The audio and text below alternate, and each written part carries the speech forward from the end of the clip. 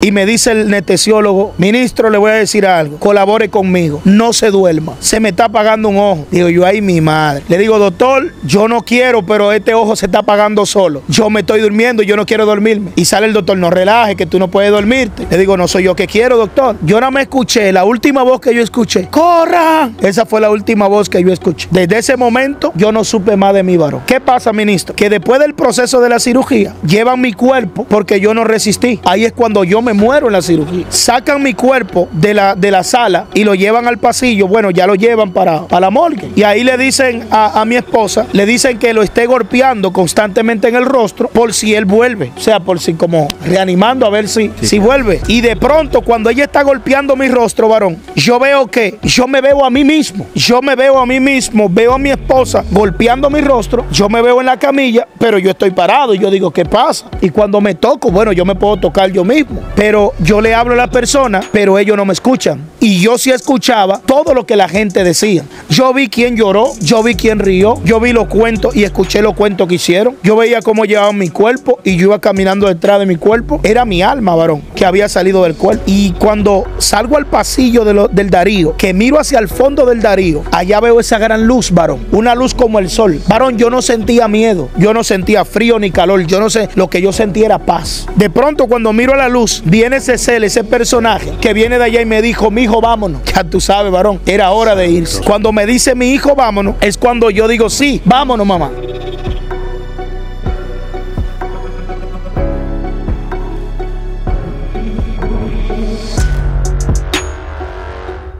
Dios bendiga, pueblo del Señor. Es un alto privilegio, como siempre, llegar hasta cada uno de ustedes para traerles un testimonio vivo y de poder de todo lo que Dios hace con un hombre o una mujer de Dios. Hoy traemos un testimonio que sé que lo va a catapultar y va a sacudir su fe en este día. Antes de yo darle paso a mi invitado, le invitamos a que se suscriba. Recuerde, hermano, que ahí debajo en la descripción dejamos un link para que usted pueda unirse a un canal de WhatsApp. Si no le están llegando las notificaciones de los videos, ahí podrá encontrar cada compartición de video y cada transmisión. Así que vaya allá. También síganos en las diferentes redes sociales, Facebook, Instagram y TikTok como Jonathan Pascual TV. Hoy tengo un invitado que sé que será de gran bendición, mi hermanazo Moisés Herrera. Yo quiero que él salude a esa audiencia y así iniciamos en este día. Amén, mi hermano, Dios bendiga. Saludo a todos aquellos que se conectan y que van a gozar de este testimonio y sé que será de gran bendición. Dios les bendiga. Gloria a Jesús. Moisés, hay cosas que el hombre vive mientras está en la tierra. Tu nombre es un nombre bíblico, un nombre profético, que significa salido de las aguas. Ese nombre que te pusieron a ti, ¿a raíz de qué te lo pusieron? Ok, todo inicia con mi madre. Mi mamá tuvo 9 hijos y todos se murieron. El único que se salvó de mis hermanos fui yo. Mientras yo estaba en el vientre de mi madre, mi papá era poseído por un demonio, conocido en el mundo de la santería como San Miguel. Y él agarraba a mi madre y la golpeaba en el vientre. Y un día la tiró por una cuesta, mi madre embarazada de mí como 8 meses. Mi mamá rodó y rodó por la cuesta y cayó sobre el vientre sobre una piedra. Cuando ella golpeó la piedra comenzó a botar el líquido amniótico. Eso es en un campo de San Juan de la Maguana, las matas de Farfán, Cañada Honda. Así lo conocen, cerca de la zona de los Copellos y los Jovillos. En ese tiempo era una zona bien marginada, no teníamos ni siquiera acueducto ni energía eléctrica, o sea que sacaron en animales a mi madre hacia el Hospital Federico de las Matas de Farfán. Cuando llevaron a mi madre hacia el hospital, allá mi madre muere, abren a mi madre, le hacen una cirugía, me sacan a mí del vientre, me ponen en una incubadora y a mi madre la llevan para la morgue. Cuando mamá estaba en la morgue como muerta, ella me contaba, porque luego volvió a la vida, que dos ángeles, descendieron y tomaron su alma. Que se entienda que mi madre no era cristiana, no tenía conocimiento absoluto de nada de esto, sino que en mi familia de esa parte lo que practicaban era la santería y la hechicería. Y estos 2 ángeles que descendieron tomaron la alma de mi madre, la llevaron hacia el cielo. Cuando ella llega hacia lo que ella entendía como cielo, ella ve una mano sin el brazo que estaba escribiendo en las nubes y escribía mi nombre. escribía Moisés, y ella escuchó una voz fuerte que decía: lo vas a conservar porque lo escogí como un profeta y su nombre es Moisés, mientras el dedo escribía, no porque es rescatado de las aguas, sino porque es rescatado de la muerte. Santo. Ahí es cuando nuevamente el alma de mi mamá desciende como un rayo, entra nuevamente al cuerpo en la morgue, y ahí expira, y el doctor sale huyendo por la impresión, y mamá vuelve a la vida. O sea que la muerte estaba viva. De ahí comienza la historia y cómo nace mi nombre. Dios mío, o sea que tú eres un milagro aún desde tu nacimiento.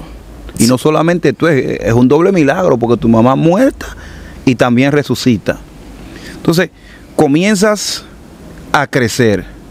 Te dan esta noticia que en un momento casi pierdes la vida. ¿Cómo tú te lo tomaste cuando ya tenías conocimiento de lo que era bueno y lo que era malo? El problema es que cuando a mi pequeña edad, mamá me hacía saber esto y ella me decía: tú eres un profeta. Desde pequeña edad, mamá me decía, de temprana edad, que yo le decía a ella las cosas que iban a pasar. O sea, mamá me preguntaba: ¿tú crees que va a llover? Porque no teníamos acueducto, o sea, dependíamos del agua que caía del cielo. ¿Va a llover? Y yo le decía: no, mamá, en la próxima semana lloverá. Y mamá agarraba todos las vasijas, los bidones, los sacaba y la gente se burlaba en el campo de mi madre. Santo. Y a la semana caía agua. Pasados 5 años, mi papá abandona a mi mamá, porque ella siempre quería matarme en el vientre, quería eliminar. De hecho, murieron mis 9 hermanos, solamente quedé yo con vida. Él se va para las casas de Asua. Cuando él retorna nuevamente al campo, él le dice a mi madre que quiere llevarme a la ciudad, o sea, hacia la mata de Farfán, para comprarme ropa, provisiones y demás. Pero mi mamá sabía que en el fondo había una segunda intención. Y yo recuerdo cuando mi papá me toma y me lleva y me ató a una moto atrás, y yo miro hacia atrás donde estaba mi madre, y yo tengo esa imagen todavía grabada en mi mente cuando mi mamá cayó de rodillas con los brazos abiertos a la edad de 5 años, y desde ese tiempo yo no volví a ver a mi madre porque él me raptó. Desde Santo. esa edad mi papá me llevó hacia Padre Las Casas de Asua, y desde ese entonces, de 5 años hasta ya el periodo como de 20 años, yo no volví a ver a mi madre. Santo Dios. O sea, tú duraste todo ese tiempo sin volver a ver a tu mamá, sin ese calor de madre. Pero ¿por qué tanta maldad de ese hombre hacia tu mamá? ¿Por qué si llegó prácticamente a embarazarle en múltiples ocasiones, incluso ya tiene un hijo con ella? ¿A qué se debe todo eso? Es que el problema realmente no era él. La Biblia enseña en Efesios capítulo 6 que no es contra carne y sangre, sino contra principados y potestades. Lo que lo poseía él, el principado que después le voy a contar, cómo yo tuve que enfrentar ese mismo principado cuando vengo a los pies del Señor. Pero ese principado siempre quiso matarme. O sea, todo lo que tiene propósito, todo lo que tiene llamado, todo lo que tiene diseño de parte del Señor, el diablo buscará la manera de destruirlo. Vemos el caso de Moisés, cómo trataron de eliminarlo. Vemos el caso del mismo Jesús, cómo se levantaron para eliminarlo. Porque todo lo que tiene propósito de parte del Señor, el diablo tratará de eliminarlo. Y era lo que estaba pasando con mi padre. O sea, mi padre estaba siendo poseído. Le digo que era una... Bueno, lo voy a decir, aunque muchos cuestionarían, pero era lo que pasaba. Mi papá sostenía un árbol de ese grosor así y lo levantaba y lo sacaba de raíz. Mi papá quebraba las cadenas, los grillos, las esposas, él la desmenuzaba. O sea que cuando la policía lo apresaba, él le entregaba las esposas hacia atrás. Era una fuerza sobrenatural porque tenía demonios que poseían a mi padre.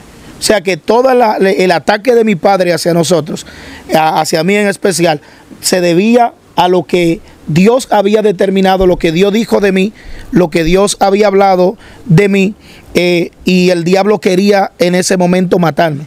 Esa fue la causa real. O sea, yo no veo al hombre como tal, sino que veo los demonios, veo las tinieblas por tratar de eliminar un propósito de Dios. Todos esos años que tu padre te raptó o te llevó con él, ¿cuáles fueron las cosas que pudiste ver y vivir ahí? Bueno, viví situaciones difíciles porque cuando tú vives con una madrastra no es lo mismo que cuando tú vives con tus padres. En este caso con mi madre. Mi papá siempre trabajó construcción, él nunca estaba en casa. O sea que siempre teníamos una sobrecarga de trabajo, de alguna u otra forma había maltrato. Y todo eso nosotros lo vivíamos allí en el hogar. Hasta tal punto que es cuando nos refugiamos en las pandillas. Ahí fue cuando nosotros caímos en pandillas. ¿Por qué? Es importante, y yo quiero que la audiencia y los padres que van a ver este video sean muy consecuentes con esto. El amor que muchas veces tú le niegas a tus hijos en casa, aparecen personas en las calles que se van a presentar como una familia para ellos. O sea, le van a decir, yo soy tu familia, aquí tú tienes personas que van a pelear por ti, personas que luchan por ti, donde muere uno, mueren todos. Y es una mentira, una vil mentira, y uno a veces carente de afecto y de amor, se refugia en esos grupos antisociales que se presentan como si fuera tu familia. Es el peligro que corre cualquier adolescente, cualquier joven o niño que carezca, que tenga esa carencia de amor dentro de su familia, sobre todo en un hogar disfuncional. Dios amado, ¿tu padre se dio cuenta que tú pertenecías ya a pandilla, que entraste a esa vida? Sí, claro, porque era notable, fue evidente. O sea, todo el municipio de Padre Las Casas de Asua, que me conocen, y de hecho si alguno va a ver esta entrevista, sabe que a mí me dieron muchos seudónimos. O sea, a mí me llamaban La Rabia, La Furia. Ya a mí me estaba buscando la policía, ya yo tenía problemas serios. De hecho, al mismo colegio, a la escuela, José Francisco Bobadilla, donde yo estudiaba, llegó ahí la policía en busca de mi persona. O sea, ya yo estaba delinquiendo y haciendo cosas que no eran correctas. Mi padre en España, porque mi papá emigra hacia España, estaba trabajando como maestro de construcción, ya él lo tenían con la noticia que se estaba muriendo, porque realmente se estaba formando un monstruo. Y ese monstruo ahora comenzó a dar problemas. ¡Ay, santo Dios! ¿Qué tiempo duraste en pandilla y qué tiempo duraste delinquiendo en esa vida? Yo duré aproximadamente como unos 4 años. ¡Ay, santo Dios! En las pandillas, ahí fue cuando me tatué. ¿También? Ya, claro, ya tatuado, incluso ya no estábamos conectando hacia organizaciones mayores porque ya no estaban sacando desde una pandilla conocida como los Saiyajines de Asua, que gracias a Dios que no caímos en eso de cuando el mentado Blas Pujol y esa organización delictiva, gracias a Dios que no llegamos a entrar en ese mundo, pero sí ya estábamos dando pasos cada vez más hacia el mal. O sea, la Biblia es clara cuando habla sobre el mal. El mal termina ahogando al mal. O sea, así vamos nosotros, de mar en peor. Dios mío. ¿Hasta qué punto tú llegaste? ¿Tocaste fondo estando ahí? ¿Llegaste a consumir droga? ¿A qué llegaste que tú dices, esto es lo último que yo debía hacer? Bueno, el consumo de drogas es muy difícil que el que esté en una pandilla que no consuma droga. No sé si puedo decirlo si no banean el video, pero es muy difícil que alguien no haya consumido marihuana, porque la gente tiene un concepto de la marihuana y lo ven, muchos hasta te dicen, no, eso es medicinal, eso es para relajarte, eso es para comer y dormir, que es una mentira del diablo. Pero ahí estuvimos en la venta, estuvimos en el consumo, y hubo un día, varón de Dios, que yo consumí tanta, que yo quedé el famoso overdose, el Batrí. Es como cuando tú entras ya casi en una sobredosis. Santo Dios. Y mientras yo estaba en esa situación, yo estaba totalmente desnudo, yo recuerdo, y me fui en ese Batrí. Y de pronto escucho una voz que dice, ¡Cristo vino! Y fue un grito tan aterrador, porque yo escuchaba miles y miles de voces gritando al mismo tiempo, me quedé, mi hijo se quedó, y yo escuchaba como si fuera una explosión.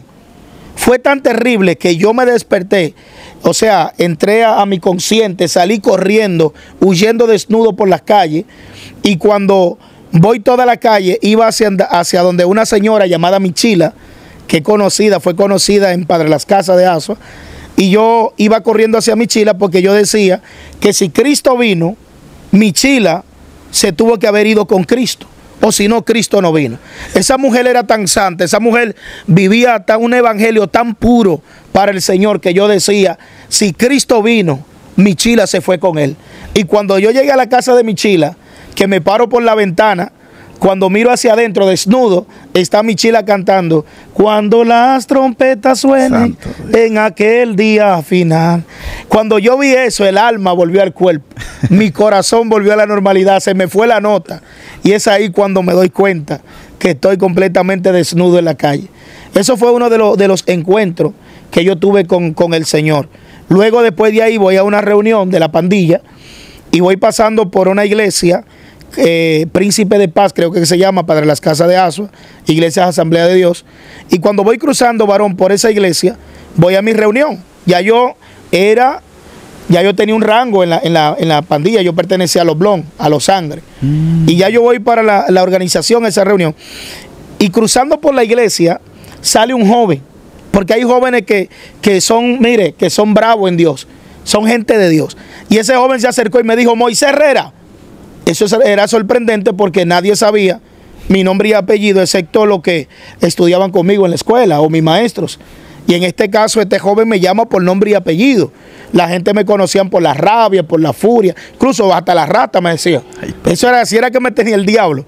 Y cuando este joven me dice mi nombre, yo me friso. Yo sentí que los pies se clavaron en el cemento. Y por más que yo quería caminar, no podía. Y el joven me dijo, ven porque hoy Dios va a hacer algo contigo. Y yo le dije, ¿qué es lo que tú quieres conmigo? Tú me conoces a mí. ¿Por qué tú me llamas así? ¿Qué tú quieres conmigo? Pero yo lo que estoy disimulando, porque mis pies están negados. O sea, yo quiero seguir caminando, pero mis pies no quieren seguir caminando. Y le digo, si tú sigues molestando, yo traeré conmigo a la organización y esta noche le vamos a meter candela a esta iglesia. Y te vamos a matar a ti, vamos a matar a tú el que está aquí. Para que tú sepas quiénes son los Blon. Y ¿sabe lo que me dijo el tipo? Busca la pandilla y te voy a decir algo, que todito le van a servir a Dios. Santo. Serán evangelistas, serán pastores, serán misioneras, aleluya. Así me decía, y profeta, wow, me decía este hombre. Y me dijo, y te voy a decir una cosa, es más, tú no te vas. Ven acá en el nombre de Jesucristo. Cuando ese hombre me habló, los pies comenzaron a caminar solos para dentro de la iglesia.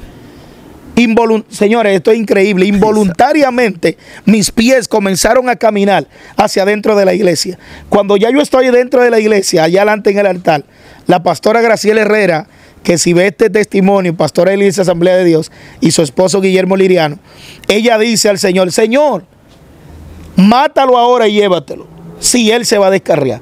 O sea, porque ellos sabían el historial, y ellos me conocían, y ellos sabían que no había vuelta atrás. Y dice, Señor, si él se va a descarriar, mátalo en este momento y llévatelo. Prepáralo y llévatelo. Gloria a Dios. ¿Comenzaste tu vida en el cristianismo ahí mismo? No. ¿O simplemente seguiste tu vida normal? Después de eso volví y caí de nuevo. Ya comienza un proceso difícil. Y el problema fue, varón, que cuando yo me convierto me botan de mi casa. Nunca me botaron siendo pandillero. Y cuando acepto al Señor Jesucristo, entonces se oponen contra mí.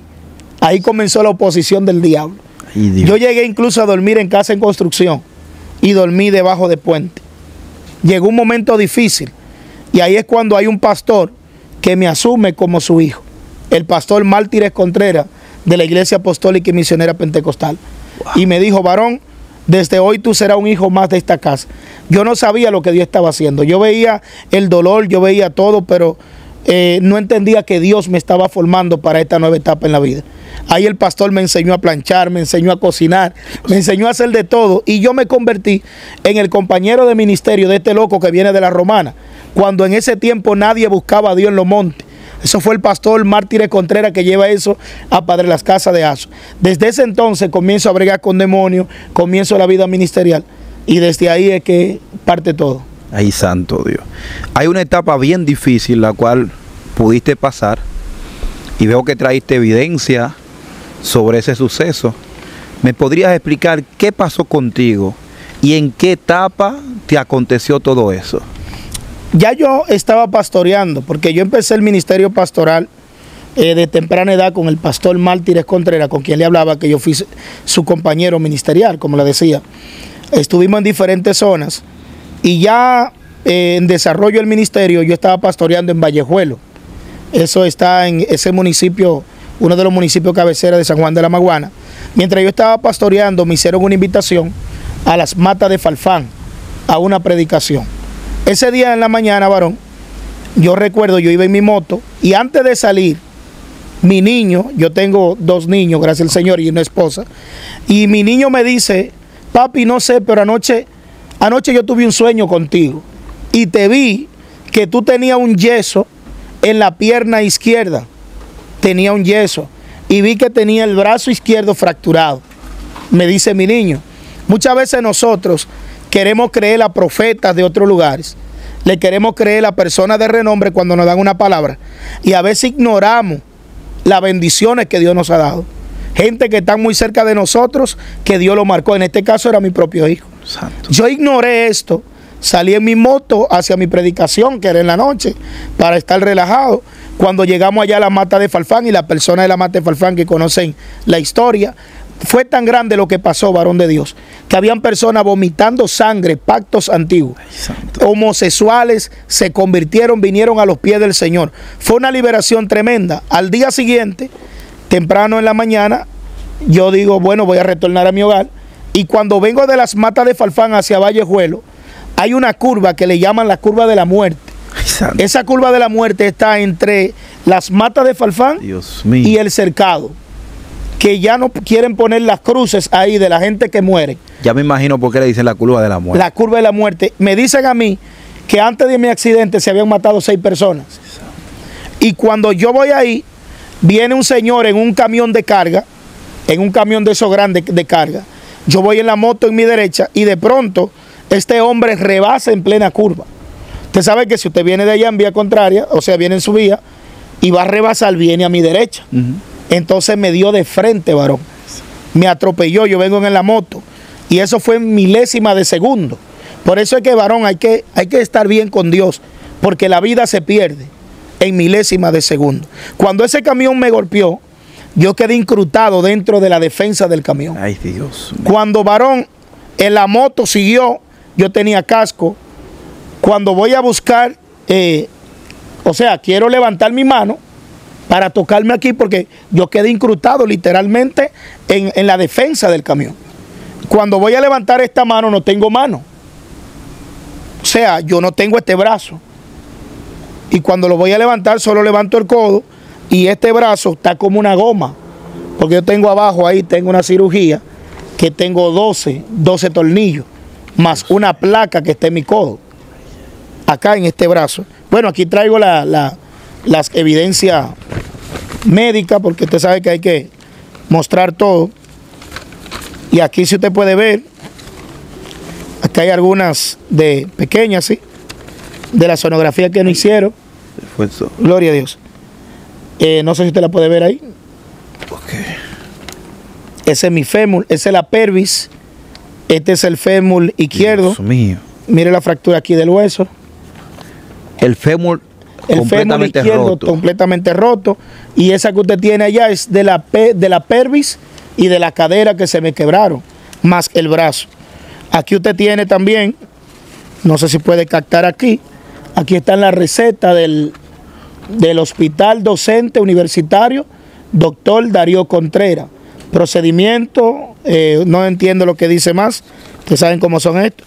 Aquí están todas las placas, todas las indicaciones. Aquí está el seguro de República Dominicana de Salud, de SEDASA, dice aquí República Dominicana, Ministerio de Salud Pública y Asistencia Social, Hospital Universitario Dr. Darío Contreras, Avenida Las Américas, número 1020, República Dominicana 809 596 3686. Está bien, tranquilo. El que necesite que se le envíe la información sobre estos detalles, sobre el accidente de él, yo voy a dejar el número de este guerrero ahí debajo en la entrevista de Moisés, para que usted le pueda escribir, se lo manda. Amén. Pues aquí usted también tiene duda. está el Doppler que me hicieron para ver cómo estaban. Y aquí están las evidencias del estudio, de cómo quedó así, de que el fémur cortara la vena mayor, porque cuando uno tiene una fractura de hueso, el hueso queda como si fuera un cuchillo. Y le pasó tan cerquita que dijo el doctor que si un poquito más hubiese perdido la vida, porque nadie iba a controlar esa hemorragia. Cuando se da esta situación, varón, inmediatamente se rompió o se quebró mi hueso, ya está desconectado, se vuelve una goma. Lo mismo me pasó cuando me toco aquí por el dolor, me siento ese hueso y era el hueso de mi pelvis, quebrado, igual el de la cadera. Cuando usted cae, el peligro es que el conductor, por no tener responsabilidad, lo pise, lo termine de matar. Y yo le decía, porque yo quedé consciente al conductor, hermano, tú no me querías atropellar. O sea, Nadie quiere chocar a nadie. Si te pasó un accidente puede ocurrirle a cualquiera. Al igual que tú, yo tengo gente que me esperan en casa, yo tengo familia. Es que él siguió contigo. Él quería pisarme, él quería pisarme la cabeza. Él quería matarme porque él se bajó todo nervioso. Y yo, tratando de que él vuelva en sí, le digo que yo tengo una familia, yo tengo a alguien que me espera, que por favor lo que me asistiera y me dejara en un hospital tirado y que se vaya si él quiere, a que alguien me asista. En ese lapso de tiempo llegaron todos los agricultores de la zona, porque se escuchó el golpe. Llegaron con palo, con machete, pico, y le decían los agricultores, si tú lo abandonas aquí, nosotros te matamos y quemamos el camión. O sea que toda esa gente fueron como guerreros que Dios envió. ¿Qué pasa? Que me suben en el camión, varón. En lugar de montarme detrás, acostado, lo que me sientan. Y cada vez que ese camión iba brincando los túmulos o policía acostado, cada vez que le daba el hueso, me iba acuchillando los huesos por dentro. Y eso era una hemorragia tan fuerte, varón, que le mató, Cristo mío, quedó en 6. Cuando el rango normal de un hombre, según la ciencia, es de 40 más o menos. O sea que ya yo no tenía sangre oxigenada para el cerebro. O sea que a mí debió darme un paro o una embolia. Cuando me llevan al primer hospital de las Matas de Farfán, porque me devolvieron hacia atrás, ellos me robaron el celular. Me robaron todo. Yo no tenía cómo comunicarme con mi familia. Y cuando estoy ahí le digo a la doctora, doctora, corra por favor que quiero hacer pipí pero no puedo. Y dice ella, busquen una sonda, porque había una obstrucción. Y hacía sangre fría una sonda, llenamos como 3 bolsas, así incontrolable. Ella dice, ¿usted tiene algún familiar que lo venga a asistir? Yo le digo, bueno señora, yo no tengo mi teléfono, pero dígale a cualquier iglesia que hay un pastor evangélico que se está muriendo aquí y necesita ayuda. Cuando ellos dijeron eso, había más de 60 personas. La iglesia, el pueblo de Dios, estaban todos ahí asistiéndome. Varón, no hay un pueblo más grande que el pueblo de la fe. Dios. Ahí estaban todos esos hermanos orando y diciendo, no importa lo que haya que hacer, nosotros estamos dispuestos. Ahí es cuando llega la noticia a Immanuel, que si está viendo esta entrevista, y el equipo de la iglesia Fuente de Luz, que fueron los que nos asistieron a la iglesia donde estábamos predicando esa noche. Entonces ellos llegaron, gestionaron ambulancia y todo, porque ni siquiera había hilo para coserme la hemorragia. No había forma. Y de ahí, varón, se desata el infierno. Porque cualquiera dice, bueno, llegó al hospital, pero esos hospitales vendría siendo como una UNA. O sea, no tienen cirujano, no tienen ortopeda. Y este caso es muy complicado. Pero quiero aclarar algo antes de profundizar más en el testimonio. Y es que, varón, Dios me había mandado a mí a predicar. Todo esto viene por la desobediencia. Y yo quiero que usted que está viendo este testimonio pueda considerar esto. Señores, hay que obedecer a Dios. Hay que obedecer el mandato de Dios. Muchas veces nosotros queremos ignorar la palabra de Dios. Yo estaba como Jonás. Dios me había mandado al Darío Contreras a predicar, varón. Y yo tenía temor, le soy sincero. O sea, ir al Darío Contreras, ver tanta gente, las condiciones hasta inhumanas que se ven allí por accidente y demás. Y yo decía, Señor, pero yo no quiero ir ahí, eso es horrible. Dios me había mandado al Darío Contreras, pero yo no obedecí. Yo estaba como Jonás, corriendo hacia Tarsis cuando Dios me había mandado para Nínive. Cuando me sacaron del hospital de las Matas de Farfán, que me llevan a San Juan de la Maguana Central, a la provincia, ahí aparecen supuestamente una ortopeda, me revisan. El problema es, varón, que ellos solo están viendo la fractura del pie, del fémur y la del brazo. Pero ellos están ignorando las dos más peligrosas, que es la pelvis y es la cadera, porque ya son hemorragias internas. O sea que de eso te puede morir con facilidad. No pudieron resolver, solo me pusieron férula, me llamaron a los hospitales. Varón, es increíble. Ninguno de los hospitales en el país me podían recibir. ¿A que usted no sabe cuál fue el único hospital? ¿Cuál? El Darío Contreras. Al lugar donde yo no quería ir, es el lugar donde Dios me lleva. Para la gente que no entiende qué es el Darío Contreras, toda la gente que está desbaratada, rota, pies rotos, tuertos, brazos rotos, con problemas, cráneo desbaratado, ahí está. Yo he ido Yo tuve un accidente. Ahí está lo peor. Lo peor. Y lo más grande del caso Los que no restauran ahí, no restauran en ningún lado. Y lo más grande del caso es que, como usted dijo, desbaratado. Así fue que me apodaron. El DBT. El desbaratado, me decían los doctores. Y cuando voy, bueno, dicen, bueno, en el único lugar que hay una vacante, hay un espacio, es en el Hospital Darío Contreras. Ahí llamamos a un doctor llamado Joel Mejía, que es maxilofacial, uno de los mejores. Gozamos de una amistad con ese varón de Dios. Y le explicamos y le digo, viejito, tuve un accidente. Cuando yo estoy hablando con él normal y cuando le hablo de accidente, como que se activó la mente de médico, de cirujano. Y dijo, ¿dónde tú estás? En San Juan. Me dijo, ay, mijo, vengan que sea en un camión porque te vas a morir. Ven para el Darío. Cuando llego al Darío me dice alguien, varón, usted llegó con vida aquí, cuente con vida. Si usted llegó al Darío Contreras, si usted de aquí, no hay vida para usted en otro lugar. O sea, corroborando lo que usted acaba de decir. Varón, me quitaron la félula, me quitaron los puntos, le di las indicaciones que me dieron en otros hospitales y dijeron ellos, la tiraron al zafacón. Y yo digo, pero ¿por qué ellos hacen eso? Y sale, porque en este hospital no trabajamos con diagnóstico de otros médicos. Aquí todos los estudios los vamos a hacer de cero.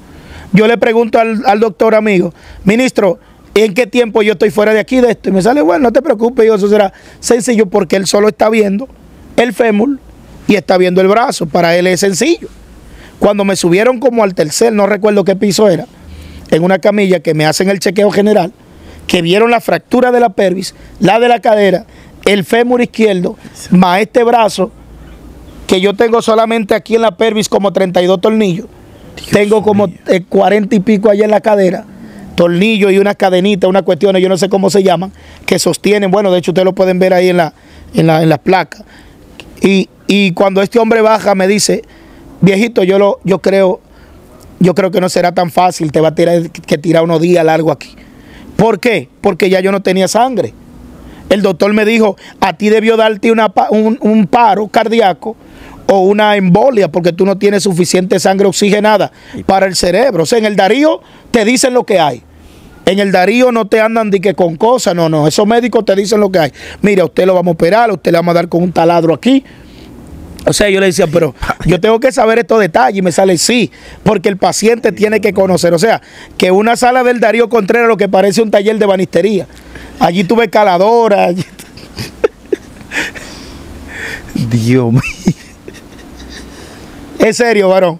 Y nada, cuando me llevan allá, viene alguien y comienza un doctor. Me cortan los puntos que tenía, sangre fría. Yo nada más veo toda mi sangre ahí cayendo. Pero yo que no tengo sangre y esta gente cortando, me quitaban los pedazos de carne que estaban malos a sangre fría. Y luego me llevan para alarme ese fémur, para llevarlo a su lugar. Un doctor, un moreno así, que agarró ese fémur, ya ustedes saben el dolor. Varón, este proceso fue difícil porque no me pueden operar. Yo no tengo sangre para una cirugía. Ahora hay que ponerme sangre. Ahora viene el otro proceso. No hay sangre, varón. No había sangre y se necesitaba de emergencia. Llamaron a la comunidad donde yo era pastor, en Vallejuelo, y dijeron que el pastor se estaba muriendo porque faltaba sangre. Y señores, subió un bus de personas donantes. Dios mío. Había tanta sangre que yo tuve que donarle sangre al hospital para todos los que estaban ahí. A mí me pusieron como 9 pintas de sangre, porque yo no tenía sangre ya. 9 pintas. Para traerme a la vida, a la normalidad. Eso es como, no recuerdo cómo que yo le hice. Bueno, me tuvieron que transfundirme para que mi hematócrito y todo mi estado vuelva al estado normal para poder aguantar una cirugía. Transfusión sanguínea. Sanguínea, varón, pero eso es tan fuerte porque cada 8 horas, creo que eran, si no me equivoco, llegaba siempre un doctor y me colocaba más de 8 inyecciones. Varón, eso era un infierno. Y todas tenían que ser en este brazo porque tengo fractura en este. Yo estaba en una situación, varón, tan fuerte. Tengo como un mes que no como. No se podía ingerir alimentos. Porque yo como estaba no me podía levantar de la cama. Por si acaso, usted me sabía un proceso de evacuación. No podía pupiar. No podía evacuar. Entonces no se me permitía ese tipo. Solamente me me mojaban los labios y eso. Y yo le decía al doctor, doctor, ¿y cuándo es que voy a comer? Y sale, usted está comiendo. Yo le digo, ¿por dónde? Y sale, por las venas. Todo eso que le están poniendo a usted, eso es alimento. Yo sé lo que tú pasaste. Yo duré 7 días sin comer y sin beber nada. Ay, varón, qué terrible. Usted lo vivió también. Mi hermano, los labios secos. Ay, denme pollo. Y yo uno quiere sentir la sensación de que almorzó algo. Y en ese proceso, varón, otra de las cosas difíciles fue cuando usted está tanto tiempo en la cama, que el material, el hule, tú sientes que te quema y ya tú sientes una picazón enorme. Y te tienen que frotar polvo, mesana, porque eso era un puro infierno, varón. En ese proceso, el hombre se va descompensando, yo me iba debilitando. Varón, porque a veces, bueno, bajo aire tú decir, o tal vez usted que está cómodo ahí, que no sabe lo que es este dolor, usted diría, pero a este varón le faltó la fe. No, varón, yo mengué. Yo le dije en una al Señor, mátame ya. Ya yo no quiero vivir más. Y mi esposa me decía, ¿cómo así? Todavía hay promesas que no se han cumplido. Tú no te mueres ahora hasta que tú no veas esa promesa cumplida. Usted no se muere, varón. Y agarró, ¿sabe lo que hacía mi esposa? Que agarraba una tablet, y me ponía los videos yo predicando en iglesia. Yo diciendo, avanza Dios contigo. Dios. Ese mismo video me lo ponían a mí ahora. Y yo decía, yo no quiero escucharlo. Quítalo de ahí. Ahora yo entiendo por qué le atan los brazos a muchos pacientes en la camilla. Ya yo estaba hasta violento, varón. Yo no quería escuchar nada. Yo no quería que se me predicara. Yo no quería. Porque una cosa es tú decirlo, varón, cuando tú estás bien. Otra cosa es tú creerlo. Perdón, cuando tú estás viviendo el proceso tan difícil. Mío. O sea que lo mismo que yo prediqué era para este momento, era para este proceso de mi vida. Y varón, en ese dolor, en esa angustia, en la noche ya yo estaba, ay, varón, yo botaba sangre de la uña, de aruñar la pared, de tanto dolor. Varón, estamos hablando de una fractura de pelvis, una fractura de cadera, pero no estoy hablando de cualquier fractura. Mi cadera se separó una de la otra como esa distancia. Ay, Dios mío. Y los huesos de atrás. ¿Y sabes cómo llevaron esos huesos, varón? Te voy a explicar cómo lo llevaron. Ellos agarraron una sábana y la envolvieron así hasta que la volvieron como si fuera una cuerda, una soga. Y la introducen por debajo de mi cadera, por la espalda. Y la cruzaron una cuerda para acá y otra para acá. Como 6 doctores de este lado y 6 de este. Alando los 6 al mismo tiempo. Ay, Dios. Hasta que esos huesos llegaron. Los gritos míos se escuchaban casi afuera. Y había un doctor, Samuel Medina, que es lo que es ginecólogo, que él estaba tan y le dice, el doctor, ustedes lo que están impuestos a bregar con, esto no es para esto es de ortopeda, esto es algo duro, es difícil. Exacto. Es duro. Y yo veía a los pastores, amigos míos, que salían con las lágrimas llorando porque era una situación fea. Varón, yo estaba casi muerto. Y en la noche, varón, en esa desesperación, ay, cuando estoy en esa angustia así, varón, como a las 12 de la noche, ya yo no sabía cuándo era día y noche, porque la luz del Darío, tú no sabes cuándo es de día y cuándo es de noche, todo el tiempo acostado. Y yo veo que entre ese doctor, varón, ese doctor era como del Darío antiguo, porque ahora estábamos en el Darío nuevo, y estuve en el Darío nuevo, que parece una clínica. Y entre ese doctor, agarra mi historial, el asunto médico, lee lo que está ahí, viene y me dice, vine a operarte, me agarra la pierna, varón, la mueve y la lleva a su centro, y cuando la lleva al centro se me quita el dolor. Viene y me agarra el brazo, también me lo lleva al centro. Después me pone las 2 manos así en la pelvis, y cuando me pone la mano en la pelvis, que me empuja la pelvis, vuelve a la normalidad y se me ve el dolor. Y la cadera. Yo siempre acostumbraba a decirle a los doctores que por favor que me dijeran, perdón, su nombre, por una mala praxis médica.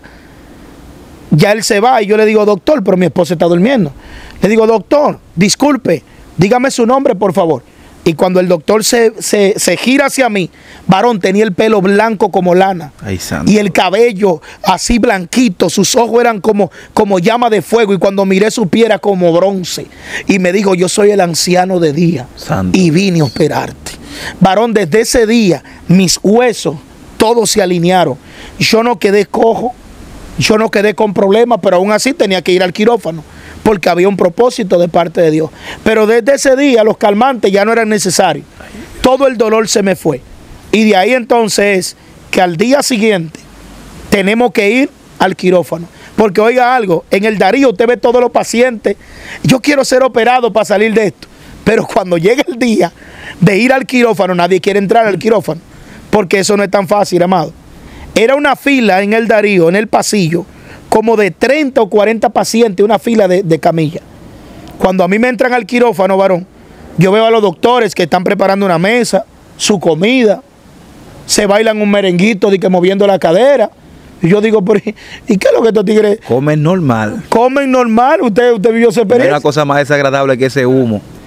Y cuando estoy ahí, varón, agarran los doctores, toman su plataforma, preparan su comida, ponen una musiquita, se bailan moviendo la cadera, no sé de qué artista secular es, y después que ellos bailaron, comieron, entonces es que van a trabajar conmigo. Yo le decía, pero oiga, ¿y cómo ustedes hacen eso? Yo aquí desbaratado, tirado, y ustedes di que bailando merengue, ustedes aquí disfrutando mientras yo estoy ahí. Sale. Lo que pasa es que su operación tiene una duración más o menos de 12 horas, sin parar. O sea, nosotros no podemos parar ni a comer, ni a hacer nada, porque esto es de vida o muerte. Y me dicen, algo que me gustó de los doctores del Darío, es que ellos hacen un círculo, una cadena de oración, antes de empezar a trabajar. Y hacen un círculo alrededor de mí para orar. ¿A que usted no sabe quién fue el que tuvo que orar? ¿Quién? Hoy yo. Dicen ellos, pero aquí el pastor en esta sala es usted. Ay, padre. Usted que tiene que orar, varón. Yo nunca en mi vida hubiera orado con tanta fe como ese día. Yo nada más decía, ay Señor, no toma la mano de estos locos, que estos locos no cometan una locura. Varón, y me mataron, o sea, me pusieron la anestesia. Y me dice el anestesiólogo, ministro, le voy a decir algo, colabore conmigo, no se duerma. Y yo digo, pero ¿cómo así? Sale, usted no se puede dormir. Si usted se duerme hay problema. Yo no entendía. Bueno, cuando comenzaron con los taladros, tú escuchabas toda esa motosierra como que una construcción. Le daban con martillo, con mandarria, todo eso. Y en una se me está apagando un ojo. Digo yo, ay mi madre. Le digo, doctor, yo no quiero, pero este ojo se está apagando solo. Yo me estoy durmiendo y yo no quiero dormirme. Y sale el doctor, no relaje, que tú no puedes dormirte. Le digo, no soy yo que quiero, doctor. Yo no me escuché, la última voz que yo escuché, ¡corran! Esa fue la última voz que yo escuché. Desde ese momento, yo no supe más de mi varón. ¿Qué pasa, ministro? Que después del proceso de la cirugía, llevan mi cuerpo porque yo no resistí. Ahí es cuando yo me muero en la cirugía. Dios mío. Sacan mi cuerpo de la sala y lo llevan al pasillo. Bueno, ya lo llevan para la morgue. Y ahí le dicen a mi esposa, le dicen que lo esté golpeando constantemente en el rostro por si él vuelve. O sea, por si como reanimando a ver si vuelve. Y de pronto, cuando ella está golpeando mi rostro, varón, yo veo que yo me veo a mí mismo. Yo me veo a mí mismo, veo a mi esposa golpeando mi rostro, yo me veo en la camilla, pero yo estoy parado y yo digo, ¿qué pasa? Y cuando me toco, bueno, yo me puedo tocar yo mismo. Pero yo le hablo a la persona, pero ellos no me escuchan. Y yo sí escuchaba todo lo que la gente decía. Yo vi quién lloró, yo vi quién rió, yo vi los cuentos y escuché los cuentos que hicieron. Yo veía cómo llevaban mi cuerpo y yo iba caminando detrás de mi cuerpo. Era mi alma, varón, que había salido del cuerpo. Cuando yo hago así, digo, déjame entrar aquí, y atravesé la pared del Darío y entro a la sala, porque el hospital del Darío Contreras es un hospital, es una escuela, es universitario. Y ellos, después que terminan la sección de operaciones, hacen como una asamblea, una conferencia de lo que hicieron y esto. Y yo veo que si en caso él está viendo este video, o lo va a ver el doctor Rivera, que fue el especialista principal, un cirujano, el doctor Rivera, yo veo que él se quita el estetoscopio y lo pone en la segunda gaveta. Veo al doctor Liranzo, que estuvo en mi cirugía. Veo a la doctora Gramonte, que también, oye, yo recuerdo hasta los nombres. Y yo vi todos esos doctores mientras estaban socializando. Varón, y yo escuchaba lo que ellos decían. Nosotros hicimos lo que pudimos como médicos. Solo un milagro lo salva. Varón, y en esa condición quedamos. Yo caminaba, yo vi, y cuando salgo al pasillo del Darío, que miro hacia el fondo del Darío, allá veo esa gran luz, varón. Una luz como el sol. Varón, yo no sentía miedo, yo no sentía frío ni calor, yo no sé, lo que yo sentía era paz. Yo no sentía miedo, absolutamente ningún tipo de miedo. De pronto, cuando miro a la luz, viene ese ser, ese personaje que viene de allá y me dijo, mijo, vámonos. Ya tú sabes, varón, era hora de irse. Dios. Cuando me dice mi hijo, vámonos, es cuando yo digo, sí, vámonos, mamá. Y cuando yo digo, vámonos, mamá, ahí es cuando yo hablo en el cuerpo. Cuando yo digo esta palabra, hablé en el cuerpo porque todavía no era la hora de marcharme de este plano. Y ahí cuando vuelvo al cuerpo es que reacciono, abro los ojos y me veo tal cual yo me veía. O sea, con este brazo atado con una venda y todavía con la ropa ya listo para ir a la morgue. De hecho, tenía el tique, lo que te ponen en el dedo, que te diferencia como tu proceso y eso. Te lo ponen como en un dedo. Es como si fuera un sticker que le ponen a los cuerpos. O sea, ese fue el proceso que yo viví en el Darío Contreras. Eso es como la etiqueta forense. La etiqueta forense, porque ya me llevaban. De hecho, hay una camilla que suena clac, clac, clac, clac, clac, Ay, que es como de metal, que es la que usan en la morgue. Hay camilla normal y hay otra que es como de metal, que es la donde ponen los cuerpos ya para llevarlo a la morgue. Cuando tú reaccionaste, ¿qué pasó? ¿Qué hicieron los médicos? No, los médicos en ese momento, ellos no estaban conmigo, la que estaba era mi esposa, porque ellos se quedaron en la sala, ellos estaban en su conferencia, y ya ahí quien lleva el cuerpo es el camillero que lleva allá, y mi esposa que estaba llorando y golpeándome todavía. Ella me dio una que yo digo que esa fue la que me trajo a la vida. Molesta ya, pero more, pan. Y me dio la galleta, hermano, el pecozón, no sé cómo le llaman en sus países, y ahí es cuando volvemos a la vida. Varón, es impresionante, porque, y quiero agregar esto de manera breve, porque una vez en el Darío te dan de alta el mismo día, para evitar que tú tengas una bacteria o cualquier problema. Ellos dicen que tú te recuperas más fácil cuando estás con tu familia. Desde ese mismo día, al día siguiente salimos hacia Vallejuelo. Oiga esto, varón.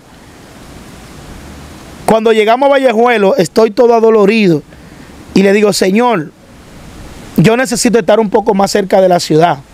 Necesito estar un poquito más cerca. Quiero una respuesta suya, por favor. Varón, cuando yo cierro los ojos, ¿sabe quién llegó, varón? ¿Qué? El mismo anciano. Pero en esta ocasión llegó como cartero, como un cartero, y tomó la carta que tenía aquí y me la entregó. Y cuando veo la carta decía Bochío. Pasado esa visión, no pasó una hora y me llama el presidente de la Junta de Pastores y me dice, Herrera, hay un traslado para usted, para Bochío. Yo le dije, ya yo tengo la mudanza preparada, porque el anciano me habló. Qué bendición cuando tú sabes que Dios camina contigo y que Dios está ahí contigo. Wow, Dios. Uno de los pastores, varón de Dios, un misionero, y por eso le insto a los que están viendo este video y lo van a ver, que vayan a los hospitales, que no hagan como yo hice. Si Dios te está llamando a predicar, a llevar el mensaje, allí hay gente que no tienen familia, allí hay gente que están necesitados de ver una iglesia que se pueda sensibilizar con aquellas personas que están en esta situación. Hubo un señor de la Asamblea de Dios que no quería dejar esto, que él llegó a la sala antes de la cirugía y él llegó a predicar, varón. Y cuando ese hombre entró a la habitación, él comenzó a llorar. Él comenzó a danzar y a hablar en lengua. Y dijo ese señor, varón, Dios mío, yo no sé qué es lo que pasa en esta habitación, porque yo pensé que yo vine a dar, pero yo lo que vine fue a recibir. Y dijo, aquí hay más de 12,000 ángeles que cubren este lugar. ¿Quién es que está aquí? Aquí hay un siervo de Dios, porque esto aquí está repleto de ángeles. O sea que la experiencia que se vivió allí fue terrible. Y le cuento esto, varón, para darle paso. Y es que llegaban personas enfermas al Darío y yo tenía que tocarla desde la camilla. Varón, la gente iba, mi esposa decía, vengan que él va a orar por ustedes. Y yo le decía, pero oye, tú eres cómplice, porque yo lo que estoy aquí, que oren por mí. Cuando oraba por la persona, Dios lo sanaba. Varón, una fila de personas. Entonces yo venía así, discretamente, y ponía la mano ¡fuap! Y me tocaba la pelvis. Y yo decía, Señor, ahora es en el nombre de Jesús. Varón, y más me dolía. Más me dolía. Yo decía, pero oye, yo oro por otros, se sanan y oro por mí. Y no pasa absolutamente nada. Dios mío, tremendo, tremendo, Dios. Entonces, actualmente, me dijiste que tú caminas bien, no cojeas. ¿Tú te moriste ya cuando ellos te hicieron la operación? ¿O fue antes de terminarla? No, ya finalizando. El proceso fue cuando me desangré. Perdí la sangre. Usted sabe que yo pasé, pero no con el rango de sangre, o vamos a decirlo así, porque no somos médicos. No sé cuál sería el lenguaje apropiado para decir esto. Pero no tenía la suficiente sangre para la hemoglobina estaba muy baja. Muy baja ya para resistir, eran 12 horas. Y eso se pierde mucha sangre. Entonces ahí fue cuando viene el problema. Pues sales del hospital para tu casa y todo. ¿Cuándo tú pudiste comer el primer sorbo, ya sea jugo, sopa o un poquito de arroz? ¿Qué tú sentiste? Líder, yo nada más le preguntaba que quién se comió mi comida de ese día, porque yo no pude llegar a casa. Y me dice, no, que tiene que ser una sopita. Y yo le dije, no, a mí hay que hablarme de pollo, a mí hay que hablarme de moro y de cosas pesadas. No me vengan a medir que con sopa, que yo lo que tengo casi un mes ingiriendo líquido. Pero eso fue una gran bendición, varón. Debemos valorar, varón, el hecho de tener el privilegio de poder comer, varón, de poder caminar. Yo no supe la importancia de caminar hasta que no me vi en ese proceso. Yo estaba en silla de ruedas. Ahora yo tenía que enseñar ese pie a caminar de nuevo. Me pasó igual. A usted también. Varón, ir a la terapia. Yo tenía la pierna ciática. Ay, varón. Y aprendí a caminar con muletas. En el baño, es una batalla, varón. Yo tenía hasta miedo, varón. Yo decía antes, cuando veía en la película, que paraban a alguien como en las 2 barras, en rehabilitación, para dar pasitos. Y yo decía, oye, pero ese hombre sí es blandito. Y cuando a mí me pararon ahí, yo sentía un temor que yo decía, ¿y si se me quiebra un tornillo de esto? ¿Y si esto? Varón, y algo sorprendente, que cuando yo volví a los 3 meses, ya todos mis huesos estaban sellados. Santo. Y no era posible que yo entrara caminando y que yo me sentara. Cuando yo me vi con la doctora Gramonte, que fue la que me recibió, yo estoy sentado en su oficina, en su consultorio, y estamos dialogando, socializando ahí. Ella me dice, pero venga acá, por fin, ¿y dónde está su paciente? Y le digo yo, doctora, el paciente soy yo, mire, ¿usted el DBT? Y le digo yo, sí, el mismo de Baratao. Wow. Y me dice, a usted le dan un CD, como un CD en el Darío. Y dijo, deme el CD suyo para verlo. Cuando vengo y le paso el CD con este brazo, yo no estoy supuesto a hacer eso, porque yo tengo una fractura aquí, no sé si puedo quitarme esto. Sí, claro, claro. Si ustedes pueden ver la cirugía acá. Wow. En todo esto, no sé si se ve aquí. Sí, se nota bastante. Esta cirugía, aquí tengo la ondinicia y está la placa metálica que usted le puede... Entonces, por la fractura en el lugar donde está, yo no debería hacer esto. Ah, miren los tatuajes que les decía ahorita. O sea, yo no debería hacer esto, ni movilizar esa mano, ni apretar esta mano, porque tengo fractura aquí. Entonces, cuando ella ve que yo le paso con este brazo el disco, ella dice, eso es imposible. Lo que tú acabas de hacer es imposible porque tú tienes una fractura, como ellos dicen médicamente, ahí. Y cuando ella chequeó, dijo, esos tornillos pasaron tan profesional que si un poquito más a la izquierda o a la derecha, tú quedas lisiado. Y yo le dije, en esos centímetros y en esos milímetros está Jehová. Yo no me vi en la visión ni cojo, ni paralítico, ni manco. Y eso se tiene que cumplir en el nombre de Jesús. Gloria a Dios. Mi hermanazo, consejo que pueda darle a ese pueblo que está ahí conectado. Presenta tus redes sociales, tu número de teléfono para aquellos que quieran contactarte para bendición de sus vidas.